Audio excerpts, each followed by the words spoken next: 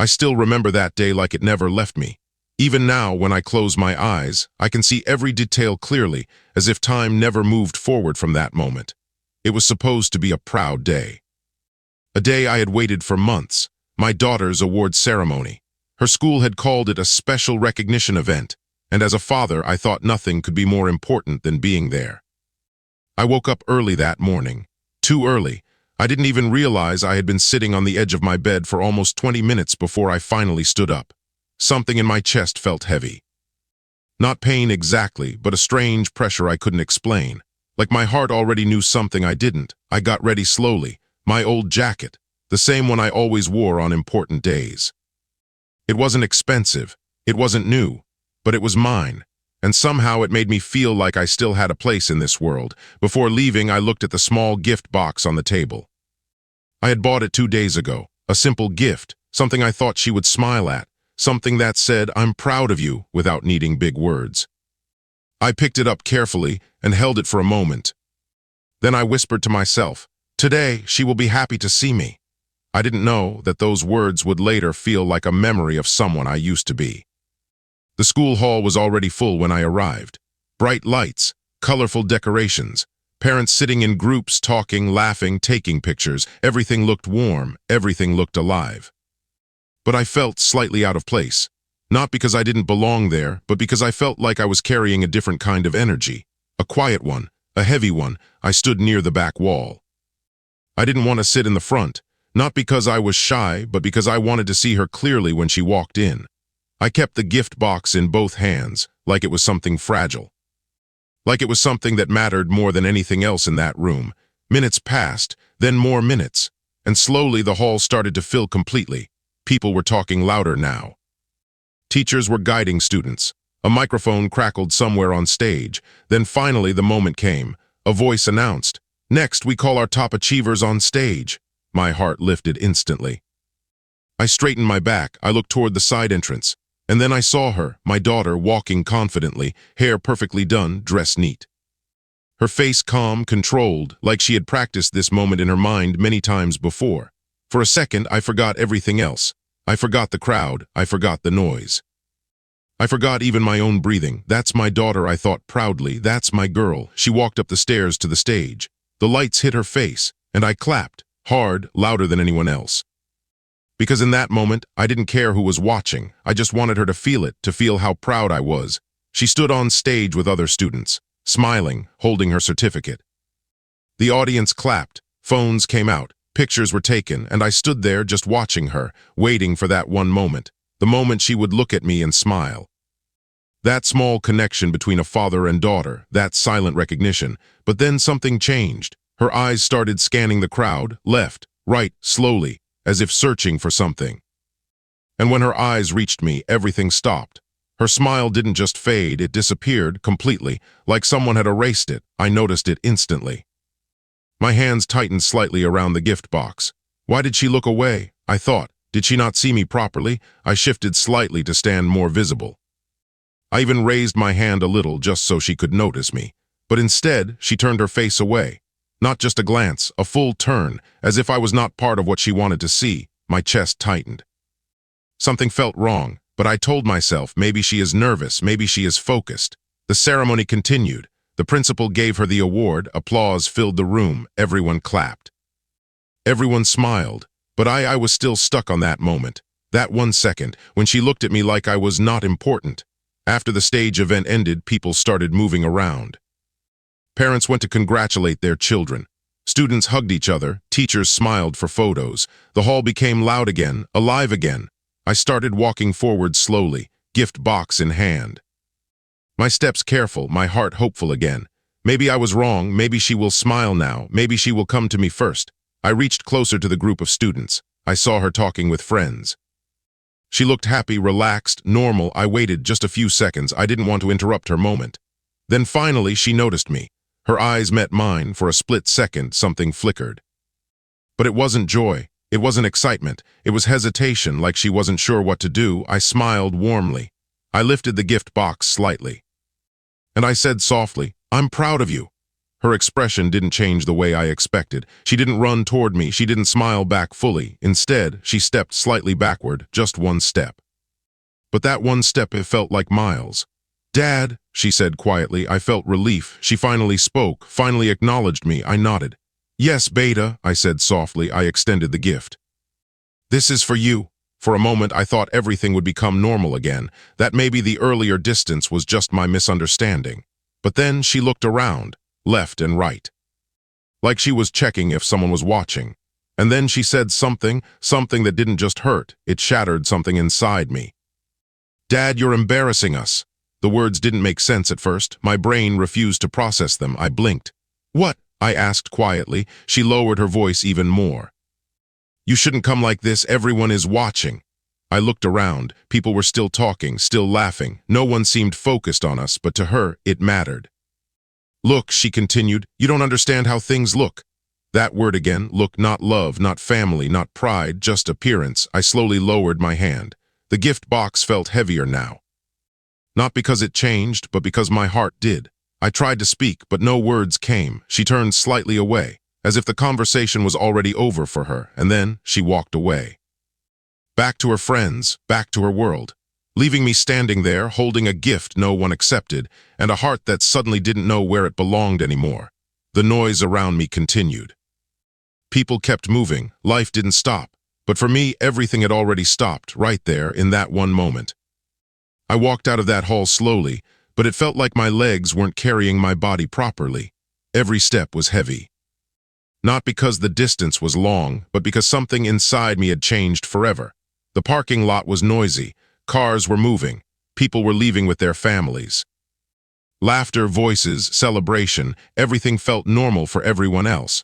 But for me, it felt like I had stepped into a different world. A world where something important had just been taken away from me, without warning, without explanation. I sat inside my car for a long time. The engine was off.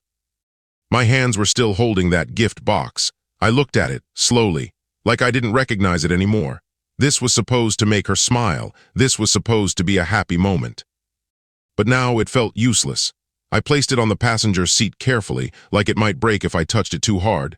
Then I leaned back and just stared at nothing for a long time. The same words kept repeating in my mind. "You're embarrassing us." Not just once, not twice, but again and again, like a broken recording that refused to stop. I tried to understand it. What did she mean? Was I really embarrassing her? Was it my clothes, my presence, my life, or something deeper I had failed to see all these years? The questions kept building, but no answers came. Only silence, heavy silence. When I finally started the car, my hands were still slightly shaking. I drove home slowly, not because I wanted to, but because I didn't feel like arriving anywhere. Every traffic signal felt longer than usual. Every horn sound felt too loud. Every face outside felt distant. And my mind was still stuck in that hall, in that moment. In her eyes turning away from me. By the time I reached home, the sky had already started changing color. Evening light was fading. The house looked the same from outside, same walls, same gate. Same small plants near the entrance, but something about it felt different today. As if I wasn't walking into my home, but into a place I no longer fully belonged to. I opened the door slowly. Inside it was quiet, too quiet, that kind of quiet that doesn't feel peaceful, it feels empty. My wife was in the kitchen. I could hear soft sounds of utensils. She turned when she saw me. "Back already?" she asked casually. I nodded, but I didn't speak. She noticed my face immediately. "Did everything go fine?" she asked again. This time I didn't answer right away. Because I didn't know how. How do you explain something like that in one sentence? How do you tell someone that your own daughter looked at you like you didn't belong?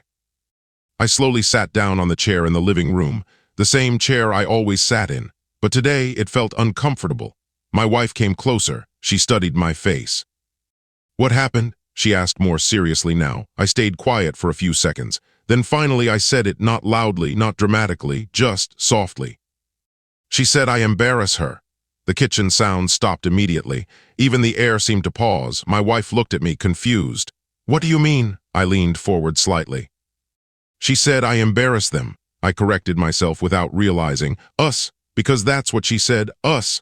My wife didn't respond immediately. She sat down slowly. like she needed time to understand what I had just said. "Maybe she didn't mean it like that," she said finally. Her voice was careful, trying to calm the situation, but that didn't help me. Because it wasn't just about the words, it was about the way she said them, the way she looked away, the way she stepped back, the way she made me feel invisible in that moment.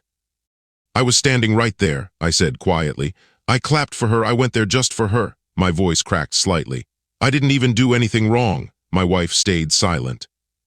And that silence hurt more than anything else, because even she didn't know what to say. That night I couldn't sit still. I kept walking from room to room. Like if I stopped moving, something inside me would collapse completely. At one point I walked toward my daughter's room. The door was slightly open. I stopped outside and listened. She was inside, talking, laughing softly on the phone. Her voice sounded different.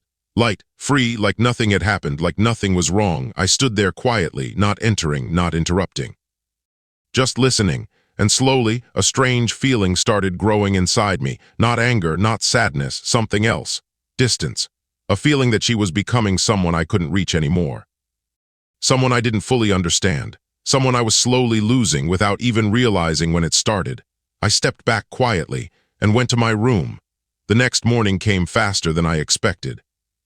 I barely slept. My eyes were tired. My thoughts were still heavy, but life doesn't pause for emotional storms. It continues. I got up early, went to the kitchen, and decided to do something normal. Something simple, something that used to make everything feel okay. I made breakfast, her favorite, the same way I used to when she was younger. Back then, she would run into the kitchen when she smelled it, smiling, happy, talking about her day before it even started.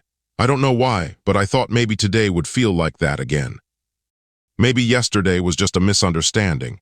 Maybe today she would smile again, so I prepared everything carefully, placed it on the table, and waited. A few minutes later, I heard footsteps. She entered the kitchen. Her hair was tied, her school bag on her shoulder. She looked at the table, then at me.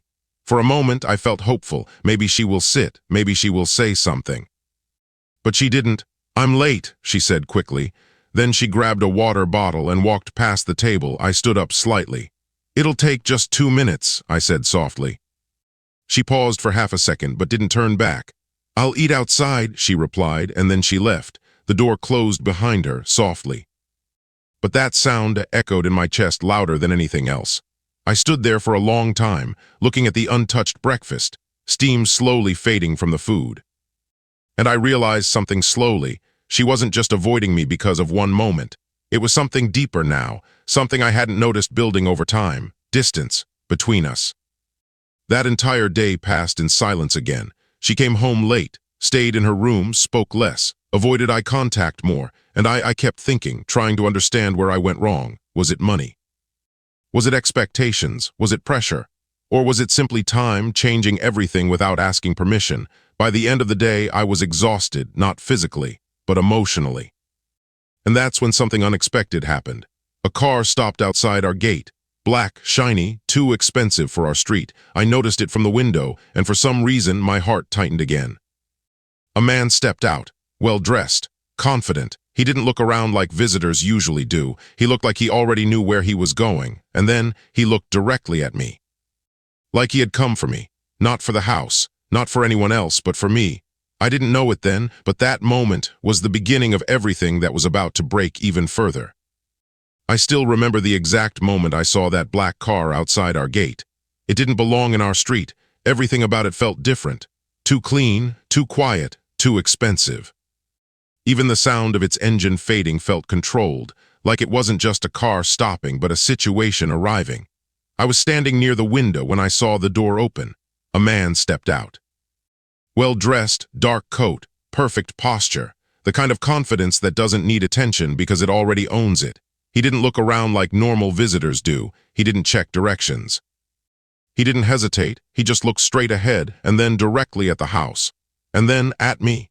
Even from a distance, I felt it, like he had already decided I was the reason he was here. My heart tightened slightly. I didn't understand why, but something about him didn't feel ordinary. I stepped outside slowly. The air felt different that evening, cooler, heavier. Like even the wind was waiting to see what would happen next. He was already standing near the gate when I reached, hands in his pockets, calm expression, no smile, no anger, just control. "Are you her father?" he asked. His voice was steady, not rude, not friendly, just direct. "Yes," I replied carefully, a pause, then he nodded once. "I need to talk to you." That sentence, simple as it was, made my stomach tighten. "About what?" I asked. He didn't answer immediately. Instead, he looked at the house behind me, then back at me. "About your daughter," he said, and just like that, something inside me shifted, not fear exactly, but alertness, like my mind suddenly became aware that this was not a normal conversation. "I don't understand," I said slowly. "Who are you?" He ignored the question slightly. "This isn't the place," he said. "We should talk somewhere private." I hesitated, because something about him made me uncomfortable, but something else made me curious, and that curiosity won. We met at a small cafe nearby, not the kind of place you go for comfort. Just a quiet, almost empty place where conversations disappear into background noise. We sat across from each other. For a few seconds, neither of us spoke. He placed his phone on the table, screen down, then finally looked at me properly. "I don't want you to panic," he said. That was the first mistake, because the moment someone says that, your mind starts panicking anyway. "What is this about?" I asked again. He leaned back slightly. "Your daughter," he repeated. "She's involved in something you're not seeing." I frowned immediately. "What are you talking about?" He paused, then slowly slid his phone forward. "I'm going to show you something," he said. My eyes narrowed slightly. "I don't know you," I said firmly. "That's exactly why I'm here," he replied. And then he turned the screen toward me.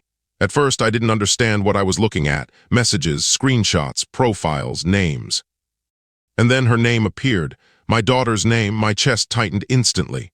"What is this?" I asked again, my voice lower now. "Just look," he said. I leaned forward slightly, against my better judgment.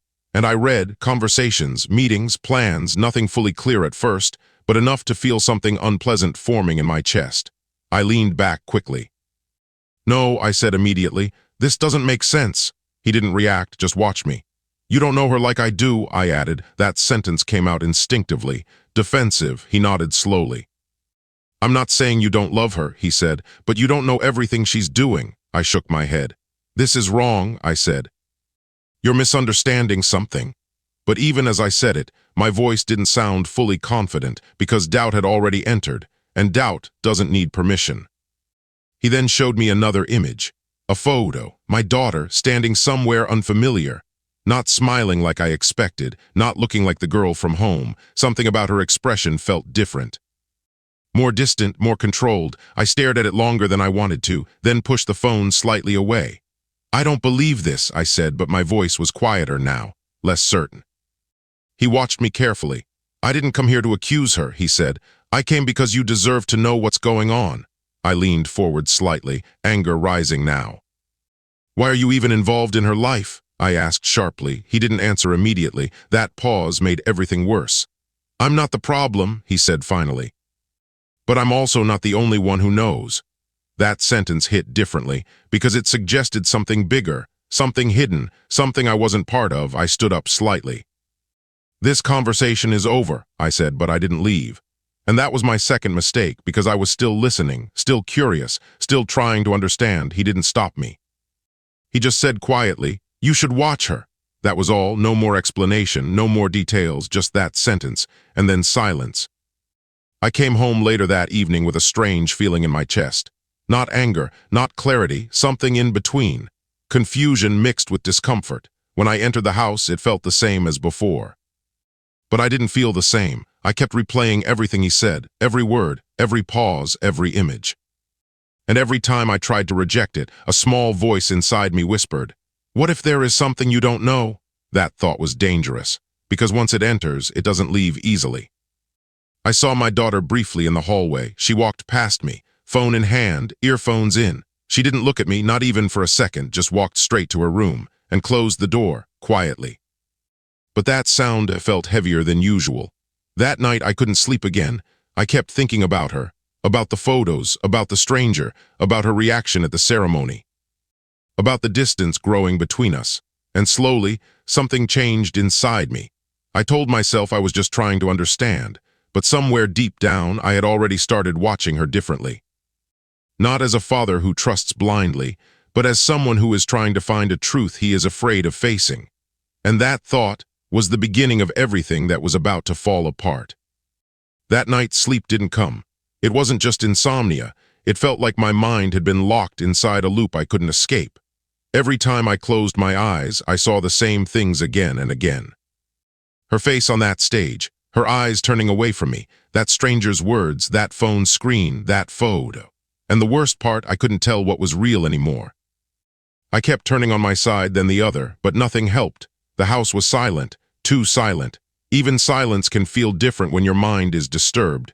This silence didn't feel peaceful. It felt watching, like the house itself was waiting for something to happen. Around 3 a.m., I finally sat up. I rubbed my face slowly and looked at the wall. "What am I even thinking?" I whispered to myself. "She's my daughter." That sentence should have ended everything, but it didn't, because doubt doesn't respect relationships, it only grows. I stood up slowly and walked toward the kitchen. Drank water, came back, but I didn't go back to bed. Instead, I stood near the hallway and looked at her room door, closed, still, quiet. Behind that door was my daughter, the same girl I raised, the same girl I carried on my shoulders when she was small, the same girl who used to hold my hand tightly in crowded places. But now that door felt like a wall between two worlds. I stayed there for a long time, just watching, not moving, not thinking clearly. Then I heard a sound. Her door opened slightly. My heart immediately reacted. I stepped back quickly, pretending I was just walking past. She came out, dressed casually, phone in hand. She looked around once, then quietly walked down the hallway. Out of the house at that hour, something inside me tightened instantly. I waited a few seconds, then followed, carefully, quietly, not too close, not too far. I told myself I was just making sure she was safe. That was the excuse. But deep down, I already knew I was crossing a line I had never crossed before. The street was almost empty. Only a few dim lights. She walked fast, confident, like she knew exactly where she was going. I kept distance between us. Every few steps I hid behind walls, cars, anything I could use. My heart was beating faster than I wanted, not from fear, but from confusion. Where is she going at this time? After almost 10 minutes, she turned into a narrower street. Less light, less movement. I slowed down more, careful now, and then I saw her stop near a small corner building. She looked around once, then went inside. I stayed outside. Frozen, the building didn't look like a house. Not a shop either. It looked like an office or something private. I stood there for a long time, debating, thinking, my mind telling me to leave, my feet not moving. Then finally, I stepped closer. The door was slightly open. I could hear faint voices inside, not clear, but enough to know she wasn't alone. I pushed the door gently and stepped inside. The air felt different immediately, colder. Artificial, like I had entered a space that wasn't meant for me. I stayed near the wall, trying not to make noise. Then I saw her, standing near a desk, talking to someone, a man. Not the stranger from before, someone else. I couldn't hear everything clearly, but I caught words, plans, meetings, arrangements. My chest tightened slowly. "What is this?" my mind kept asking. She looked different here, not like my daughter at home, not like the girl in school photos. Here she looked controlled, focused, like she belonged in this environment. I stepped slightly closer, trying to hear more, then suddenly she laughed, softly. But that laugh wasn't the laugh I knew, not the one I remembered from childhood. It was different. I froze. My mind started racing. Is this really her, or am I seeing something wrong? Then the man spoke again, something about timing, something about people being ready. And then my daughter nodded, calmly. Like she understood everything. That moment, something inside me broke a little, not loudly, not dramatically, just quietly, like a thread snapping inside my chest. I stepped back slowly, careful not to be seen, and walked out. I didn't remember the walk home properly. My mind was too loud, too confused, too heavy. When I reached home, I sat in the living room without turning on the lights. Just darkness, just silence, just me, and my thoughts. What did I just see? What was that place? Who was that man? Why was she there at that hour? My mind tried to find explanations, but every explanation made things worse, because none of them felt simple anymore.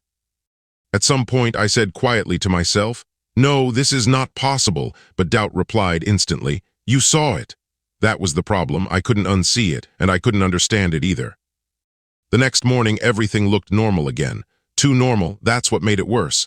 She came down for breakfast like nothing had happened. School bag ready, hair neat. expression calm. She sat for a moment, looked at the table, then at me. For a brief second, I thought she might say something, maybe explain, maybe mention last night, but she didn't. She just stood up again. "I'm getting late," she said, and left. No explanation, no emotion, just normal routine, as if nothing in her life was hidden, as if nothing was wrong. And that hurt more than the night itself. Because silence from strangers is one thing, silence from your own child feels like something being erased. That afternoon, I met the stranger again. I didn't even plan it. I just called him and asked him to meet. When he arrived, he already looked like he expected it. "You followed her, didn't you?" he asked calmly. I didn't answer. He didn't need me to. I sat down slowly. "My daughter," I said, then stopped, because I didn't know how to continue. He leaned forward slightly. "Tell me what you saw." And for the first time I did. I told him everything, the building, the man, the conversations, the laugh, everything. When I finished, he didn't look surprised. That was the most disturbing part. Instead, he just said, "So now you've seen it." My hands clenched slightly. "What does that mean?" I asked. He paused, then said something I didn't expect. "It means you're no longer outside this." And that's when I realized whatever was happening, I was already inside it, whether I understood it or not. After that meeting with the stranger, I stopped feeling like I was just a confused father. Now I felt like I was standing at the edge of something much bigger, something I had unknowingly stepped into. And the worst part, I still didn't fully understand what it was. That sentence he said kept repeating in my head. "You're no longer outside this." It sounded like a warning, or maybe a truth I wasn't ready for. That night I didn't go straight home. I sat in my car for a long time outside a small tea shop. Not drinking, not eating, just thinking. My mind kept replaying everything I had seen. That building, her calm face, the conversations. The way she acted like she belonged there. I kept asking myself one question: how long has this been going on? Because this didn't feel like something that started yesterday. This felt like something that had been growing silently for months, maybe even longer, and I never saw it. Or maybe I refused to see it. That thought hurt the most. When I finally went home, it was already late. Lights were dim, house quiet. My wife was in the living room. She looked at me and immediately noticed something was wrong. "You didn't come home for dinner," she said softly. I didn't answer right away. I just sat down slowly and stared at the floor. "What's wrong now?" she asked again. This time I looked up. "She is hiding something," I said. My voice was calm but not stable. My wife frowned slightly. "Who?" I didn't need to answer. She already knew. There was a long pause. Then she said quietly, "You're thinking too much." That sentence hit me differently because it wasn't anger, it wasn't denial, it was avoidance, like she didn't want to open that door. But I already had. "I followed her," I said. Silence instantly filled the room. My wife's expression changed. Not shock, not surprise, something closer to disappointment. "You what?" she asked slowly. "I needed to know," I said. "That's not how you solve things," she replied immediately. Her voice was firm now, but I didn't care anymore, because I had already seen something I couldn't unsee. "I saw her with people," I said, "in a place she never told us about." My wife looked away slightly. That small reaction, I noticed it, and it stayed with me. "Did you know?" I asked quietly. She didn't answer immediately. That pause was enough. "Did you know something?" I repeated. Her voice softened. "Even if there is something, she will tell us in time." That wasn't an answer. That was avoidance wrapped in calm words, and it made me more restless. The next day, I decided something. I wasn't going to wait anymore. I needed clarity, not guesses, not feelings, facts. So I followed her again. But this time, I was more careful, more patient, more prepared. She left home at the usual time. School bag, earphones, normal expression. But I wasn't looking at her face anymore. I was watching patterns, timing, direction, behavior, and what I saw confirmed my fear. She didn't go where she usually said she went. Instead, she changed direction halfway. Took a different route, walked faster, like she was meeting a schedule, not a routine. I kept distance, careful, silent. And again, she reached that same area. That same hidden building. But this time, something was different. There were more people outside, not loud, not obvious, just present, watching, waiting. Like they all belonged to the same hidden system. I stopped far enough away and observed. She entered without hesitation, no fear, no confusion, like she had done this many times before. And that realization made my chest tighten, because this wasn't new to her. This was normal for her. Inside that building was her real routine, not the home version, not the school version. The real one. I stood there for a long time trying to decide what to do. Then I made a choice. I walked closer, step by step, carefully, until I reached near the entrance. I could hear voices again. But this time clearer. Names, plans, numbers, words I didn't fully understand, but they sounded organized, structured, intentional. I stayed near the doorway. And for the first time, I saw something that changed my perception completely.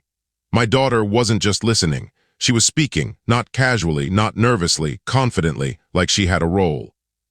A place, a position. My heart started beating faster. What is she doing here? Then someone inside spoke to her directly, and she responded instantly, without hesitation, without doubt. Like she was part of a system I had never been invited into. I stepped back slowly. My hands slightly shaking now, not from fear, but realization. Because a thought entered my mind that I didn't want to accept. What if this is not something she is trapped in? What if this is something she chose? I froze immediately. Because that question changed everything. It changed her. It changed me. It changed the meaning of every moment I thought I understood. I stood there for a long time, watching, listening, trying to find a version of her I recognized. But the longer I stayed, the more distant she became in my mind. Not physically, but emotionally, like she was living in a world parallel to mine. One I could see but not enter. That night I didn't speak much at home. She came back late again, same routine, same silence, same distance. She passed by me without looking. And for the first time, I didn't call her, I didn't ask, I didn't stop her. Because something inside me had changed, not anger, not sadness, but uncertainty. And uncertainty is the most dangerous feeling in a house, because it spreads without words. Later that night, I met the stranger again. This time, I didn't explain everything. He already knew something had shifted in me. "You saw more today," he said. I nodded slowly. He leaned forward. "And now you're starting to understand." I looked at him. "I don't understand anything," I said. He smiled slightly. "No," he replied, "you understand too much now." That sentence stayed with me long after I left, because maybe he was right. Maybe the problem wasn't that I didn't know enough. Maybe it was that I was finally starting to see what I didn't want to accept. And once that door opens, there is no going back. After that meeting, I didn't feel like the same man anymore. It wasn't dramatic. There was no sudden change in the world, no loud realization, no clear answer. It was something quieter than that, something worse. A slow shift inside me, like a door that had been slightly opened in my mind and now refused to close again. I kept telling myself to stop. Stop thinking, stop watching, stop doubting. But doubt doesn't respond to commands, it grows in silence, and my house had become very silent. That morning she left again like usual, same routine. Same expression, same distance, but I wasn't seeing her the same way anymore. Now I was watching everything, her timing, her steps, her phone, even her silence felt different. Because silence can mean many things, and now I was afraid of what hers meant. I followed her again. But this time I wasn't careful like before. I was conflicted. Half of me wanted answers. Half of me didn't want to know anything more. She took the same route, same street, same direction, and again that building. But today, something felt different. There were more people outside. More movement, more tension, like something important was happening. I stopped at a distance, watching, waiting. My chest felt tight the entire time. She entered without hesitation. And I stayed outside longer than before. Because now I wasn't just following, I was afraid of what I might see. But fear doesn't stop curiosity, it only delays it. So I moved closer, step by step, until I could hear voices again. Inside, things sounded more intense than before. Faster, stronger, more controlled, like a decision was being made. Then I heard her voice, clear, firm, confident. And that's when something inside me cracked slightly. Because that voice wasn't the voice I remembered from home. At home, she was distant, quiet, avoiding, but here she sounded certain, in control. Like she belonged here more than anywhere else. I moved closer to the door again, and then I saw her. She was standing in the center of the room, talking to a group of people, not shy, not hesitant. Leading, explaining, directing, and everyone around her was listening. That sight hit me harder than I expected, because it didn't fit the image I had in my mind. The image of a daughter drifting away didn't match the person standing there confidently like she owned the space. My breathing slowed. My thoughts became messy. I stepped back slightly, trying to process it.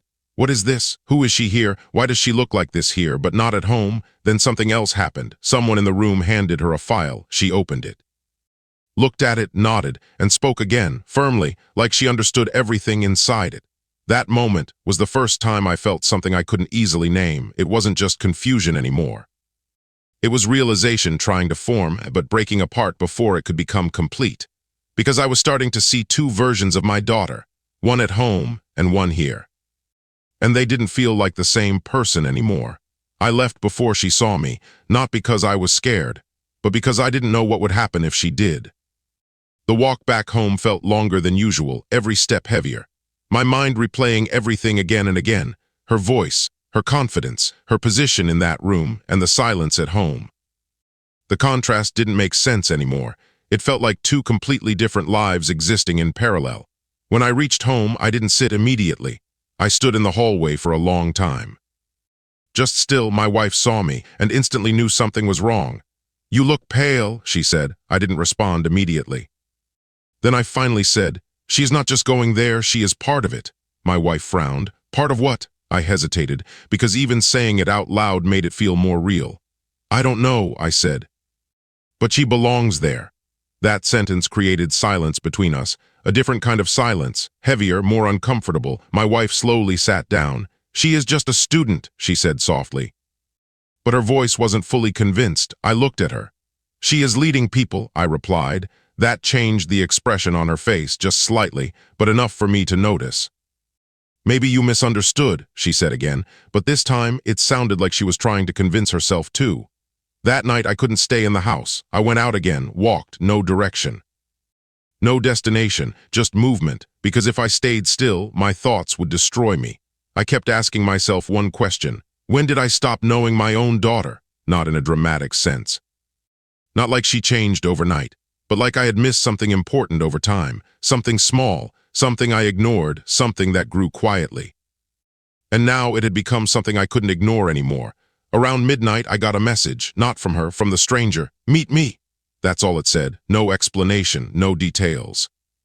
Just two words, and strangely, I went. Because at this point, I wasn't looking for peace anymore.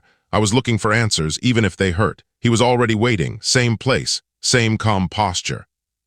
Like he knew I would come, I sat down without speaking. He looked at me for a moment, then said, "You saw it fully now." I nodded slowly. "I don't understand it," I said. He leaned forward. "You don't need to understand it yet." That annoyed me slightly. "Then why am I here?" I asked. He paused. Then said something that stayed with me. "Because now you have to decide what kind of truth you can handle." That sentence felt heavy, because it wasn't about her anymore. It was about me. What I could accept, what I could face, what I could live with, and I realized something uncomfortable in that moment. I wasn't just trying to understand my daughter anymore. I was trying to survive what I was learning about her. When I returned home that night, I saw her sitting in her room with the door slightly open. Same routine, same silence. But I didn't feel the same anymore. I stopped outside her door, and for the first time, I didn't feel like I was looking at my daughter. I felt like I was looking at someone I didn't fully recognize anymore. And that thought hurt more than anything she had ever said. That night, I didn't sleep at all. But this time, it wasn't confusion keeping me awake. It was something heavier, something sharper. A feeling that I had reached the end of a road I never planned to walk. The house was quiet again. But it didn't feel empty anymore. It felt divided, like two lives were existing under the same roof without touching each other. Mine and hers. I sat in the living room for hours. Not thinking in a straight line, just fragments. Images, moments, her at the ceremony, her turning away, her voice in that building, her silence at home. It all kept mixing inside my head until I couldn't separate truth from fear anymore. Around early morning, I finally stood up. I knew I couldn't keep living and guessing anymore. Not after everything I had seen, not after everything I had felt. I walked toward her room, slowly, each step heavier than the last. When I reached the door, I stopped. For a moment, I just stood there, listening. She was inside, quiet, awake. I could feel it, that strange connection between a father and child, even when distance exists. I raised my hand, paused. Then knocked softly, once. A few seconds passed. Then the door opened. She stood there, looking at me, not surprised, not emotional, just calm, like she already knew this moment was coming. That made me more nervous than anything else. I walked in slowly. The room felt normal, but I didn't feel normal inside it. I didn't sit. Neither did she. We just stood there, facing each other. For a long moment, neither of us spoke. Finally, I broke the silence. "I saw you," I said quietly. She didn't react immediately, just looked at me. Waiting, I continued. "At the place, everything." Still no reaction, so I added, "I don't understand what you are doing." That's when something changed in her expression. Not anger, not fear, just tiredness. Like she had been holding something in for a long time. She sat down slowly, not dramatically, just exhausted. Then she said something I didn't expect. "You were never supposed to see that." Those words hit differently because they weren't defensive. They were honest. I stayed quiet. She continued. "You think I'm doing something wrong?" I didn't answer immediately, because I didn't know what I believed anymore. She looked down. Then said softly, "I'm not what you think I am there, and I'm not what you think I am here either." That sentence confused me more. "What does that mean?" I asked. She sighed. Like she had been carrying this conversation for years. "You only see one version of me," she said, "but I live in two different worlds." I frowned. "I don't understand." She looked up. "Home is one version of me and outside is another." That didn't clear anything. It made everything more complicated. "You're hiding things from us," I said. She shook her head slightly. "I'm surviving things you never noticed." Silence fell again, but this time it wasn't empty. It was full of things unsaid for years. I stepped closer. "My daughter doesn't need to survive anything," I said firmly. She looked at me, and for the first time her voice cracked slightly. "You don't know what I've been dealing with," she said, not loudly. Not angrily, just honestly. That honesty hit me harder than anything else, because it suggested I had been missing something important for a long time, something I never asked about. Something I never saw, something she never felt safe enough to explain. I sat down slowly, for the first time, because my strength wasn't helping anymore. Only listening mattered now. She continued. "I didn't want you involved because I knew you wouldn't understand it." I nodded slightly. "I may not understand everything," I said, "but I am your father." She looked at me and said something simple, "But you stopped seeing me." That sentence broke something inside me, not loudly, not suddenly, but deeply, because it wasn't an accusation. It was a truth she had been carrying alone. I lowered my head slightly. For the first time in a long time, I didn't have an answer, only realization. Minutes passed, maybe more. Neither of us spoke. Then I finally asked, "Is this life safe for you?" She didn't answer immediately, then said softly, "It's complicated." That wasn't a denial, but it wasn't reassurance either. I looked at her. "I don't want to lose you," I said quietly. She looked at me, and for the first time in all these days, her expression softened. "I never left," she said. "I just stopped knowing how to be both versions at the same time." That was the closest thing to truth I had heard from her, and it hurt more than anything else. Because it meant the distance between us wasn't sudden. It wasn't a betrayal. It was something built slowly, without notice, without conversation, without understanding. I stood up slowly and walked toward the door. Before leaving, I turned back. "I don't know everything yet," I said, "but I'm going to try to understand." She didn't respond, but she didn't stop me either. And somehow that was enough. The stranger never came back after that, or maybe he did. But I didn't meet him again, because I stopped looking for answers in outside voices. I started looking closer to home, closer to silence, closer to what I had ignored for too long. Things didn't fix instantly. They didn't become perfect, but something changed. The distance didn't disappear, but it stopped growing. And sometimes that is where healing begins. Not in resolution, but in understanding. Sometimes betrayal is not what we think it is. Sometimes it is not a person turning against us, but life pulling someone into a world we never bothered to notice. And sometimes the real pain is not losing someone. It is realizing we stopped seeing them long before they left. Because love without attention slowly becomes distance, and distance slowly becomes silence. But even silence can be rebuilt if someone is finally willing to listen. And that was the story, a story that started with silence and ended with truth that changed everything. Sometimes life doesn't break us all at once. It slowly pulls people apart without us even realizing it. If this story touched your heart, don't forget to show some love. Like this video if you felt the emotion. Comment below and tell me what would you have done in my place. And please subscribe to the channel for more emotional and powerful true style stories like this. Because every story here is not just a story, it's a lesson about life, family, and the things we realize too late. Thank you for watching. I'll see you in the next one. Stay safe, stay kind, and never stop listening to the people you love.